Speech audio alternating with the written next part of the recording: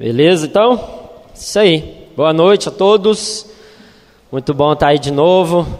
Chuvinha, esse mês tá densa, né? Todo domingo, quase todos os dias tem chovido. Glória a Deus por isso, né?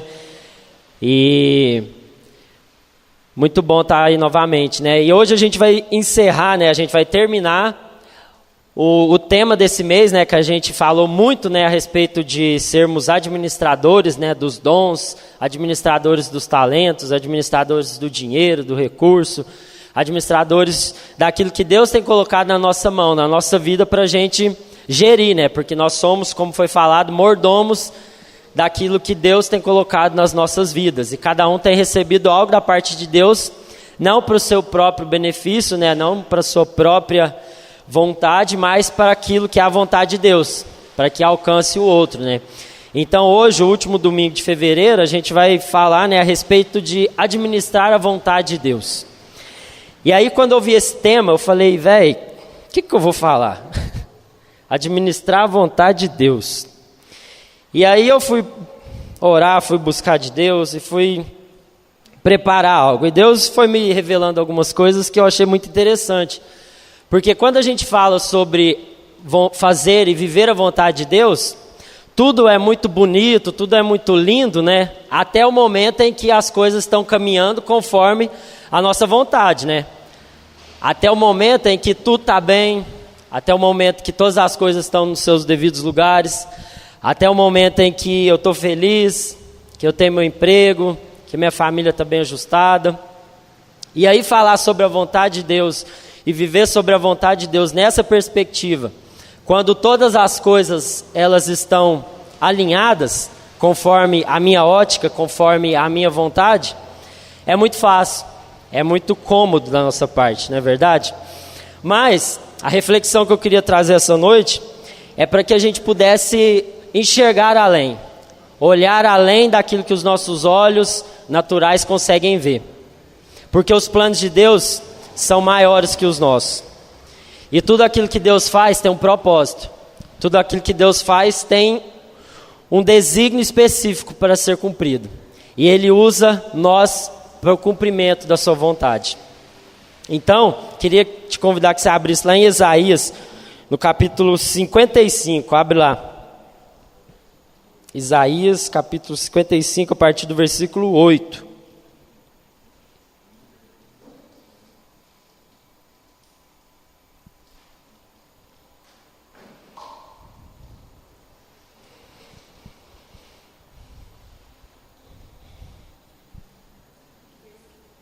Versículo 8. Isaías 55, versículo 8.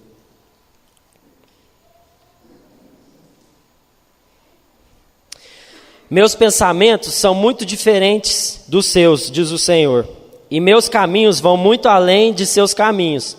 Pois assim como os céus são mais altos que a terra, meus caminhos são mais altos que os seus caminhos, e os meus pensamentos mais altos que os seus pensamentos.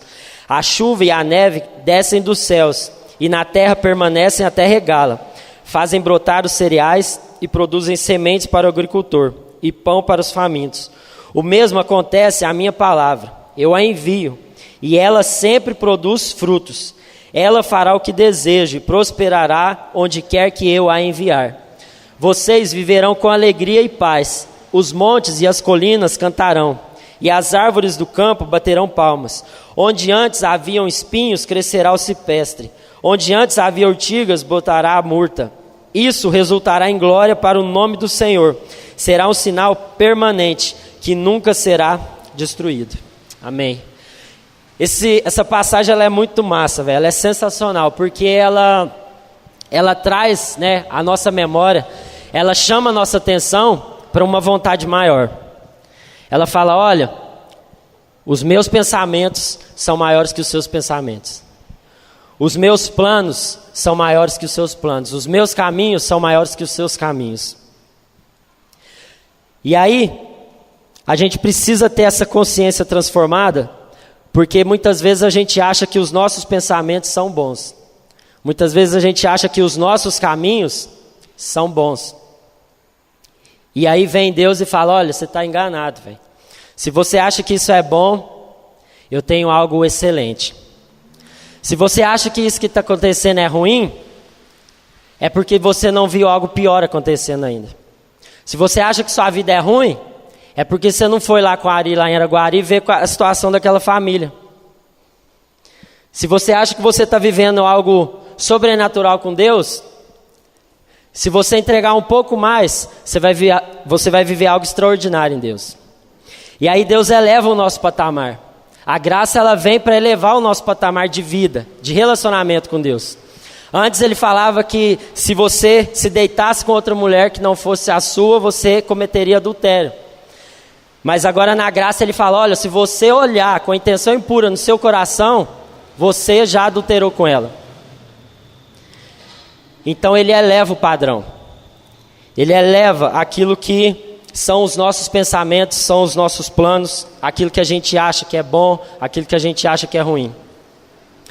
E aí, eu peguei 2 caras lá do Antigo Testamento para a gente poder dar um panorama geral e rápido, sem entrar muito em detalhes, para a gente poder ver um pouco desse panorama.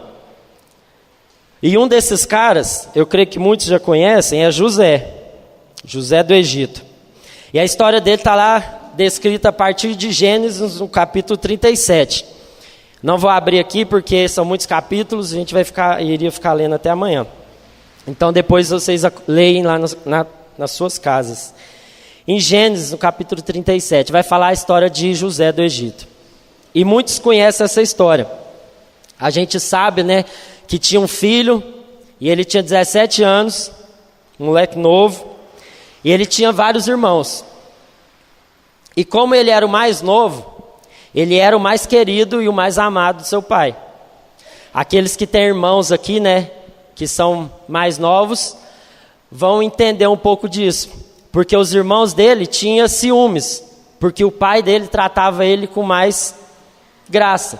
Tratava ele melhor do que os outros irmãos. E aí certo dia o pai dele resolveu dar uma túnica para ele, uma túnica especial. E aí os irmãos deles, que já não se combinavam muito bem por conta disso, ficaram mais grilados ainda. Seria a mesma coisa de hoje, seu pai dá um iPhone X para o seu irmão, e você está lá com o Motorola A50 de 2003. Aí é dureza. Eu creio que esse é o exemplo exato. E aí vocês imaginam a situação dos irmãos deles. Grilado. O pai deu uma túnica especial. Beleza. Aí se não bastasse, Deus ainda dá um sonho para ele, revelando algo que iria acontecer ainda. Mas que naquele momento ele ainda não tinha noção do que iria por vir. E o sonho era que os seus irmãos, o seu pai, se prostrava diante dele e ele em pé, na frente. E quando ele contou esse sonho para os irmãos e para o pai, ele foi repreendido. Falou, você está louco? Por acaso você vai governar sobre nós? Por acaso a gente vai prestar culto a você? Por acaso você vai ser rei, vai ser governador de algo? E aí, por conta desse sonho, a raiva que os irmãos tinham dele aumentou mais ainda. E aí, certo dia, os seus irmãos vão levar o gado do seu pai para pastar num lugar muito longe. E naquela época não tinha WhatsApp, não tinha celular. O pai dele queria saber notícias dos irmãos. E aí José tinha ficado em casa, como ele era o mais novo, tinha ficado lá. E o pai dele chega e fala, ó, meu filho, vai lá ver como é que seus irmãos estão. E aí ele foi. Fez uma viagem longa e foi encontrar com seus irmãos. E quando os seus irmãos o avistaram de longe, já tramaram matá-lo. Falaram, ó, tá vindo o tal sonhador. O fulaninho lá que falou que a gente vai se ajoelhar diante deles. Vamos matar ele, velho. Ele está achando que ele é quem, né? Ele é melhor que nós? E aí os irmãos dele começaram a pensar em como eles iriam matá-lo. Mas aí o irmão lá chega e fala, não, gente, não faz isso não. Vamos derramar sangue não, é muito pesado matar, vamos jogar ele na cisterna. Joga ele na cisterna. E jogaram ele dentro da cisterna. E aí logo depois estavam vindo um grupo de pessoas que vendiam coisas no Egito. E aí eles resolveram então vender ele como escravo para o Egito. E aí eles tiraram ele da cisterna e venderam para o Egito como escravo. E aí conta a história que quando chegou no Egito, um cara chamado Potifar, que era oficial e capitão da guarda do faraó, pegou esse cara para ser mordomo da sua casa. E aí fala que tudo que tinha na casa de Potifar, José tomava conta. E aí esse cara, José, ele tinha o dom especial de administrar bem as coisas que ele punha a mão. Ele era um cara que, ele tinha o dom, ele tinha o talento. E ele ganhou tanta confiança desse Potifar, que ele administrava todas as coisas. Que ele não precisava nem pensar o que ele ia comer, como que estava a casa, o que precisava, que José cuidava de tudo. E fala que a casa dele e a vida de Potifar prosperou quando José estava administrando. E aí, se não bastasse essa boa administração de José, o cara era bonitão. Ele era tipo o Felipe, né, o Ari? Filipão. O cara sedutor, bonito. Fala que ele tinha o talento também, o cara era bonito. E aí a mulher de Potifar chega e começa a seduzir ele. Começa a dar em cima dele. E fala que foram por vários dias. Não foi só uma vez. Intimou José na tora. Falou, José, vem comigo, fica comigo. E José falava, não, eu não vou fazer isso com o meu senhor Potifar, e eu não vou pecar contra o meu Senhor, contra o meu Deus. E aí, certo dia, ele estava sozinho lá, a mulher chegou, agarrou ele na tora, puxou ele e falou, vem que é hoje. E José, correu, zarpou. Só que ela pegou com tanta força ele que rasgou um pedaço da roupa dele que ficou na mão dela. E aí a mulher, sem vergonha, começou a arrumar um escândalo lá na casa e falou, olha aqui, ó, o escravo que você trouxe. O que ele fez? Tentou me agarrar, tentou me assediar aqui. E aí Potifar não quis nem saber. Ficou irado, ficou grilado. E aí mandou José para a prisão. Mandou José para a prisão. Não quis nem saber. Falei, não quero nem conversa com você. Você é louco? Mandou José para a prisão. Chegou na prisão, o cara tinha tanto dom que o carcereiro colocou os outros presos sob o cuidado dele. Então José começou a cuidar dos outros presos que estavam ali. E fala que que José ganhou a confiança do carcereiro.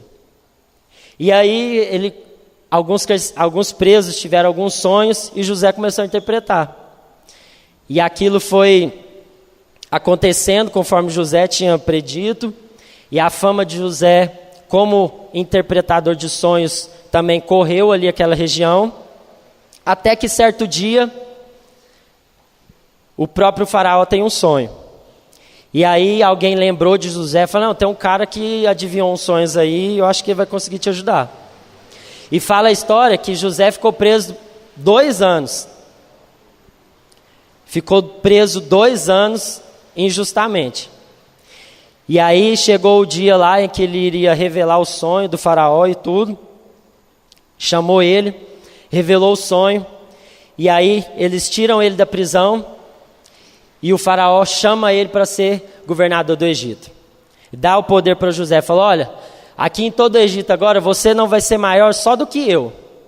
Só eu que vou ter mais poder que você. Mas depois de mim, você vai ser o cara. Você vai governar tudo aqui, ó. Administrar tudo que é meu, você vai governar.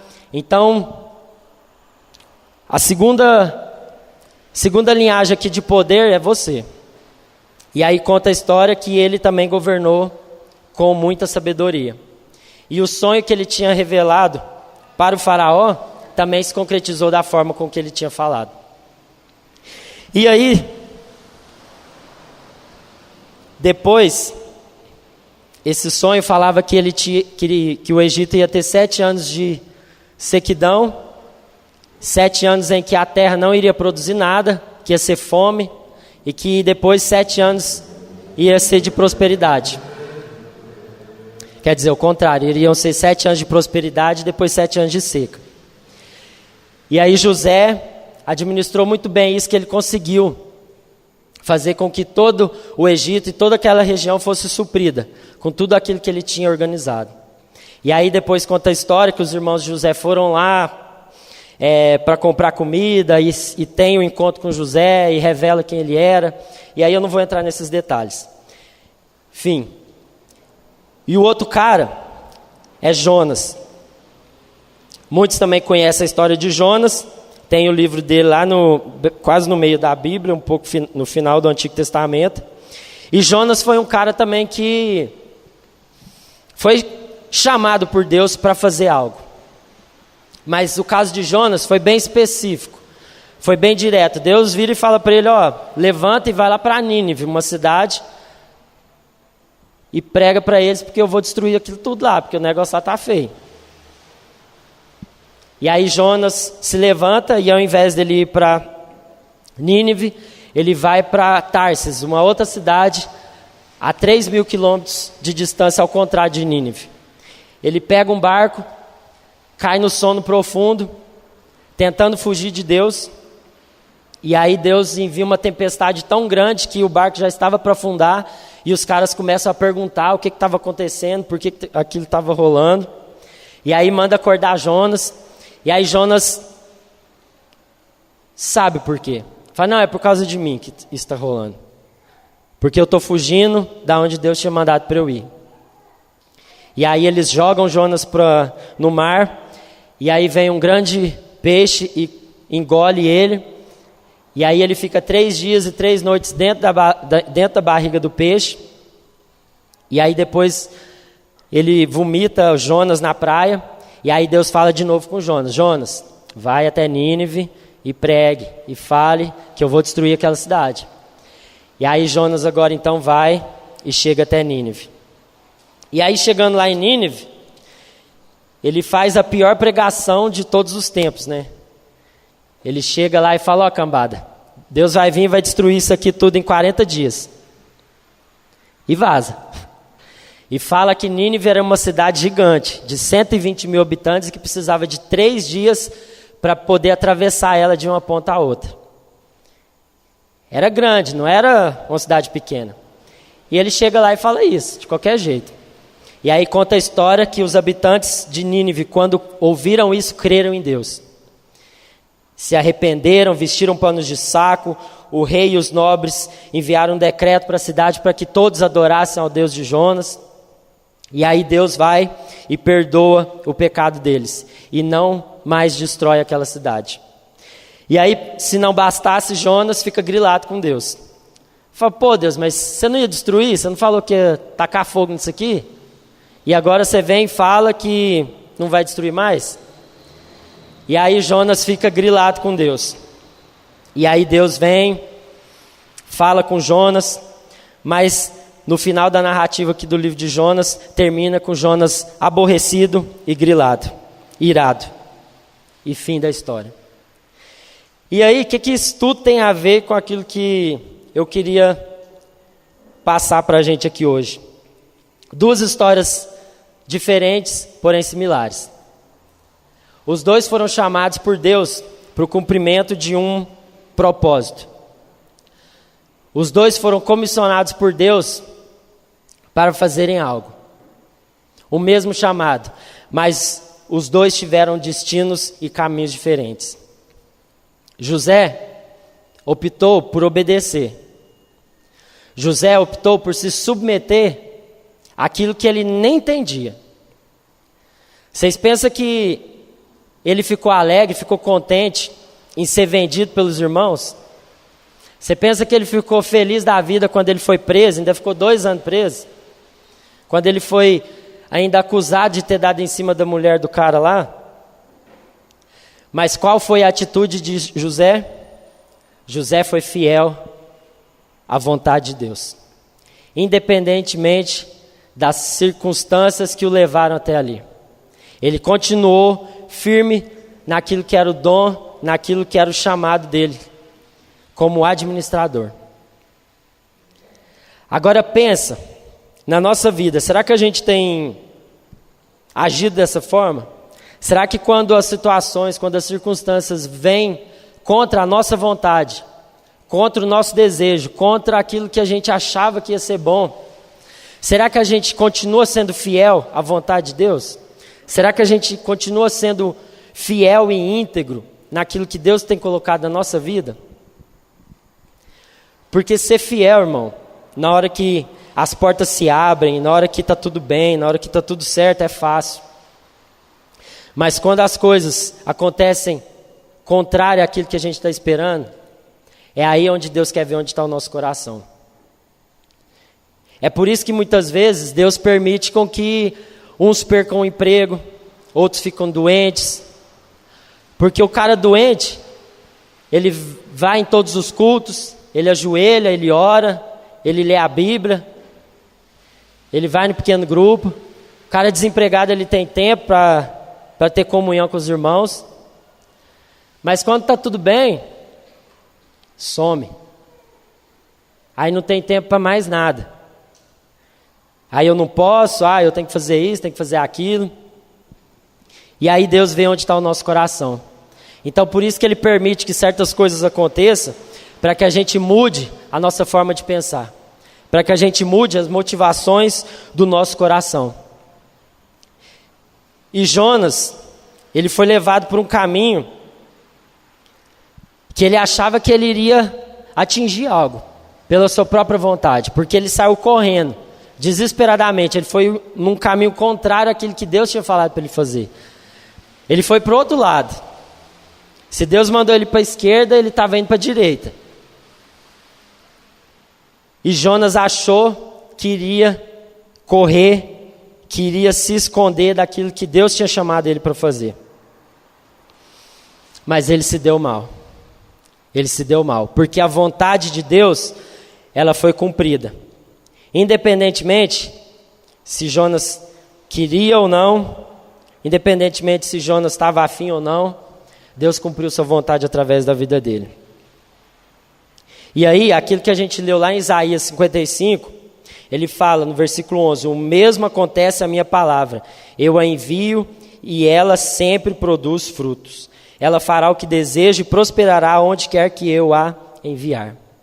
Então, meus irmãos, a palavra de Deus, ela vai cumprir o propósito através da nossa vida.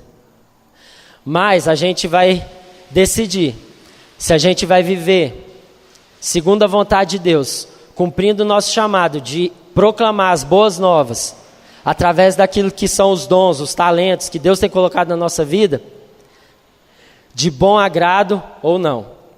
Ou a gente vai viver a vontade de Deus, entendendo que isso é o melhor, independentemente de como a gente chegou até aquele estado.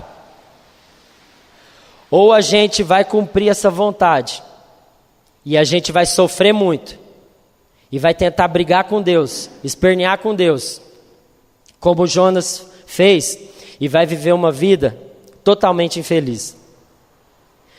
Então, ou a gente se submete em obedecer, ou a gente vai sofrer muito. Ou a gente vai ficar vivendo uma vida totalmente aquém daquilo que é a vontade de Deus para nós.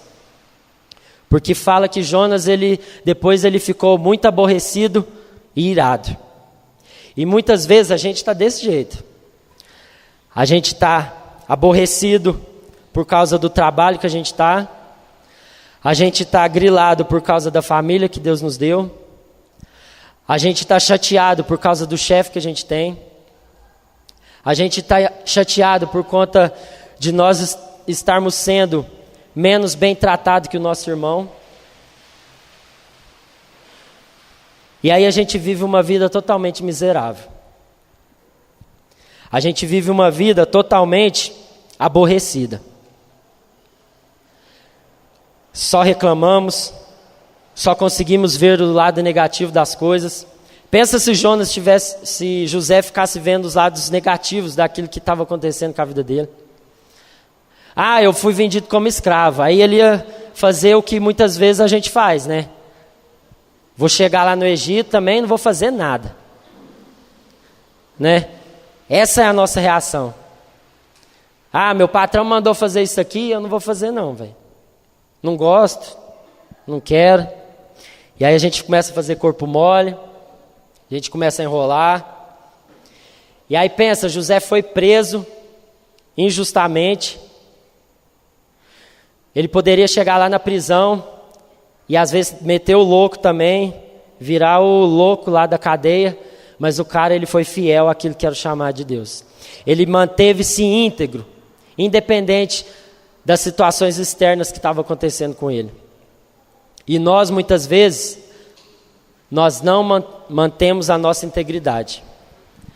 As situações elas vão mudar à nossa volta, as coisas vão acontecer à nossa volta, mas se a gente não tiver com o nosso coração alinhado com aquilo que é a vontade de Deus, meu irmão, a gente vai sofrer muito.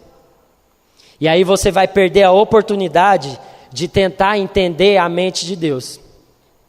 Porque às vezes aquilo que Deus está colocando na sua vida é um tratamento para mudar seu coração. Porque às vezes se tivesse tudo beleza, você não iria conseguir enxergar. Se tivesse tudo certo, você não iria conseguir enxergar. Mas aí Deus permite que certas coisas aconteçam na nossa vida para que a gente tenha a nossa mente e a nossa lente aumentada. E aí ele fala aqui no versículo 13: aonde antes havia espinhos, crescerá cipreste, e aonde havia urtigas, brotará a murta. Isso resultará em glória para o nome do Senhor. Então, meu irmão, onde Deus te enviar, onde Deus nos mandar, é para que a gente leve luz onde há trevas. É para que a gente leve vida onde há morte. É para que a gente leve densidade da presença de Deus aonde há apenas trevas. Para que haja vida. Para que isso resulte na glória do nome do Senhor.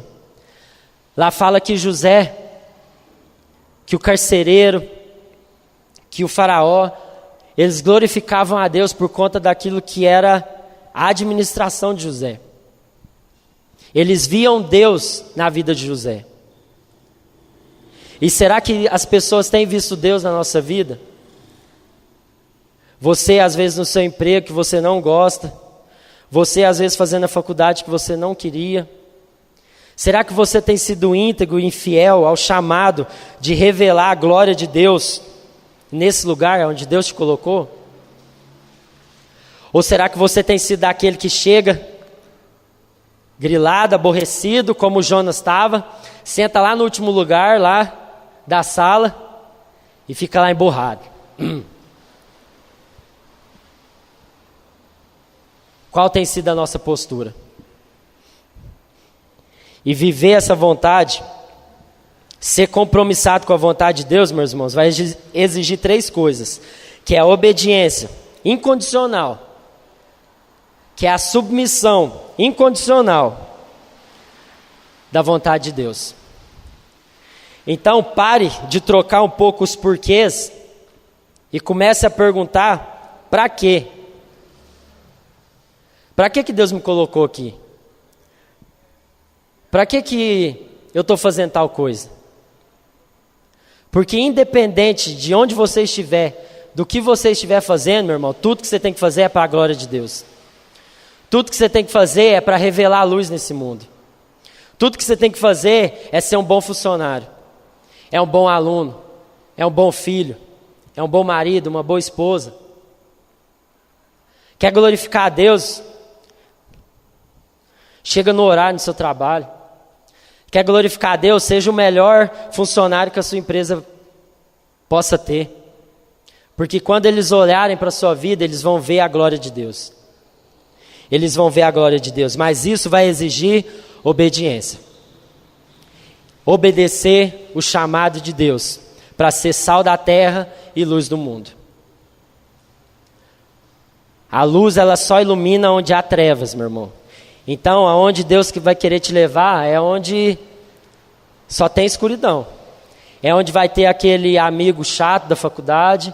É onde vai ter aquele funcionário lá da empresa que está na sua sala, na mesma sala, e você vai ter que suportar ele. Você vai ter que saber lidar com ele. E é lá que Deus vai querer que você esteja. É lá, você está no lugar certo. Você está no lugar certo onde Deus quer que você esteja. para que você seja luz, para que a glória dele seja revelada. As motivações e as expectativas precisam estar alinhadas com a vontade de Deus. Então, meu irmão, qual é a motivação do seu coração? Isso vai determinar como você vai iniciar todas as coisas. Você está motivado em quê e para quê?